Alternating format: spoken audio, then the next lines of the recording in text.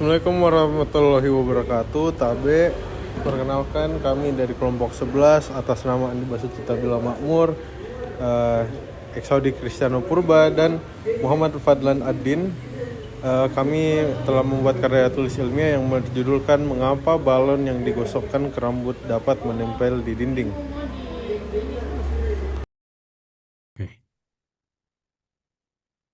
Baik, yang pertama itu fenomena sederhana fisika yang mendalam. Balon yang digosokkan ke rambut kering lalu didekatkan ke dinding dapat menempel tanpa perekat apapun. Ini merupakan manifestasi langsung dari prinsip kelistrikan statis atau elektrostatik dalam fisika dasar. Nah, adapun rumusan masalah yang akan kita bahas itu yang pertama, bagaimana muatan listrik statis terbentuk pada balon akibat gesekan. Yang kedua, bagaimana medan listrik dari balon bermuatan mempengaruhi dinding yang netral. Yang ketiga, bagaimana gaya Coulomb sebagai besaran vektor menjelaskan gaya tarik-menarik. Dan yang keempat, berapa besar gaya tersebut jika dihitung secara sederhana. Next. Selanjutnya, efek triboelektrik atau perpindahan elektron. Ketika ketika permukaan balon karet digosokkan pada rambut, terjadi kontak dan gesekan antara dua permukaan bahan yang berbeda. Berdasarkan deret triboelektrik, rambut manusia cenderung melepaskan elektron, sedangkan karet balon cenderung menangkap dan menahan elektron pada permukaannya. Nah, akibatnya, setelah digosok, balon memperoleh kelebihan elektron sehingga bermuatan negatif. Sementara rambut kehilangan elektron sehingga bermuatan positif. Dapat kita lihat pada gambar, akan terjadi gaya tarik-menarik antara balon nanti ketika sudah digesekkan dengan rambut karena terjadi perpindahan elektron. Next. Selanjutnya, induksi muatan pada permukaan dinding. Nah, dinding tembok maupun langit-langit umumnya itu bersifat netral, namun terbuat dari bahan dielektrik atau isolator yang molekul-molekulnya itu dapat mengalami polarisasi apabila didekatkan pada benda bermuatan.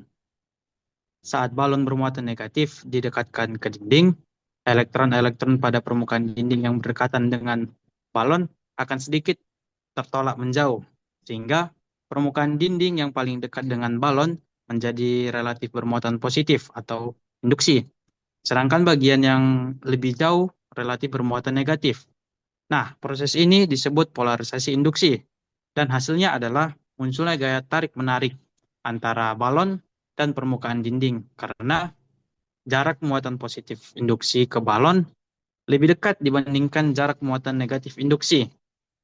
Dapat kita lihat pada eh, ilustrasi gambar di sini.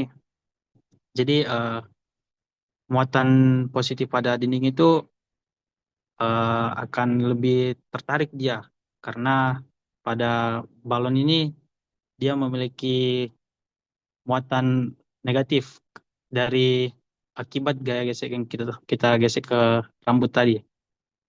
Next. Selanjutnya, medan listrik di sekitar balon bermuatan. Medan listrik adalah daerah di sekitar muatan yang memiliki pengaruh berupa gaya terhadap muatan lain di dalamnya. Besaran vektor yang arahnya menjauhi muatan positif dan menuju muatan negatif. Keberadaan medan listrik di sekitar balon inilah yang menyebabkan polarisasi pada dinding, sekalipun keduanya tidak bersentuhan langsung. Next. Baik, terima kasih atas kesempatan yang telah diberikan. Untuk selanjutnya, saya akan menjelaskan slide berikut. Ini vektor gaya Coulomb. Sekarang masuk ke dalam rumusan masalah ketiga.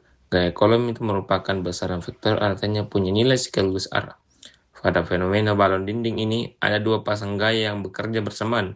Gaya tarik F plus antara muatan balon dengan muatan induksi positif, dan gaya tolak F minus antar muatan balon dengan muatan induksi negatif. Karena jarak muatan induksi positif ke balon itu lebih kecil daripada jarak muatan induksi negatif. Dan menurut sifat hukum Coulomb yang berbanding terbalik dengan kuadrat jarak, maka F plus itu lebih besar dari F minus. Resultan kedua vektor ini F sama dengan F plus dikurangi F minus, menghasilkan gaya neto berwarna emas yang mengarah dinding menuju balon, menarik sampel. Untuk slide selanjutnya, persamaan fisika. Sekarang saya masuk ke persamaan fisika yang dipakai. Fenomena tarik-menarik dijelaskan secara kuantitatif oleh hukum Coulomb.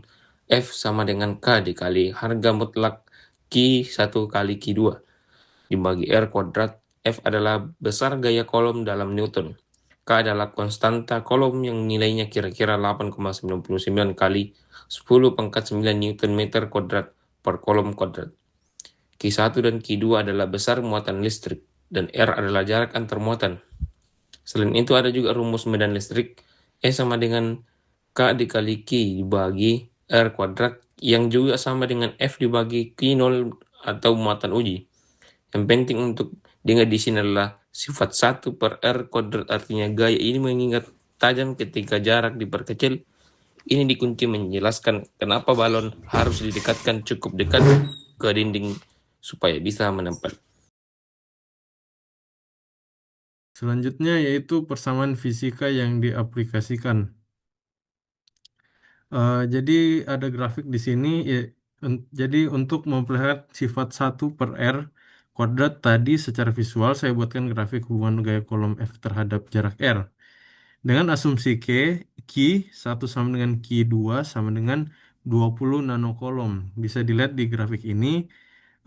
Pada jarak 1 cm gayanya mencapai sekitar 36 mili-Newton. Tapi begitu jaraknya diperbesar ke 235 cm, gayanya turun sangat drastis.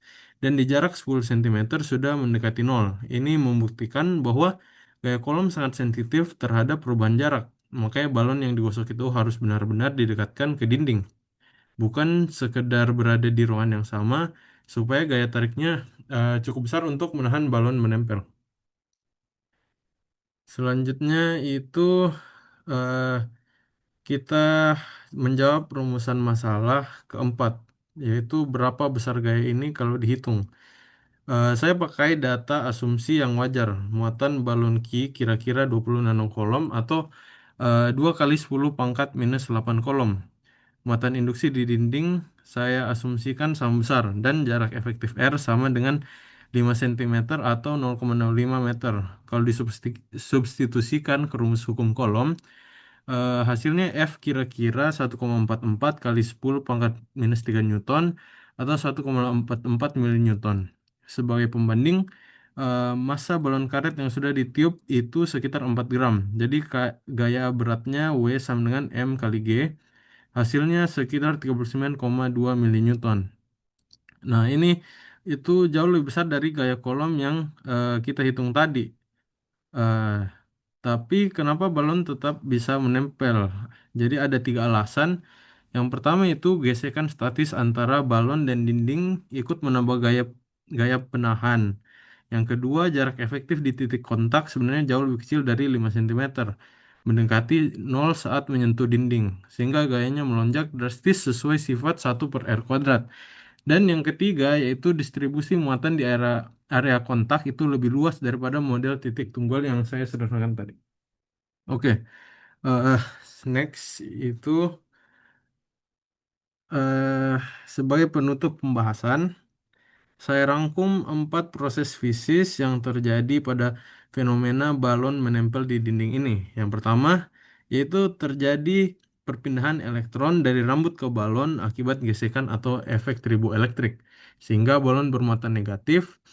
Yang kedua yaitu medan listrik di sekitar balon bermuatan menginduksi polarisasi muatan pada permukaan dinding yang dielektrik.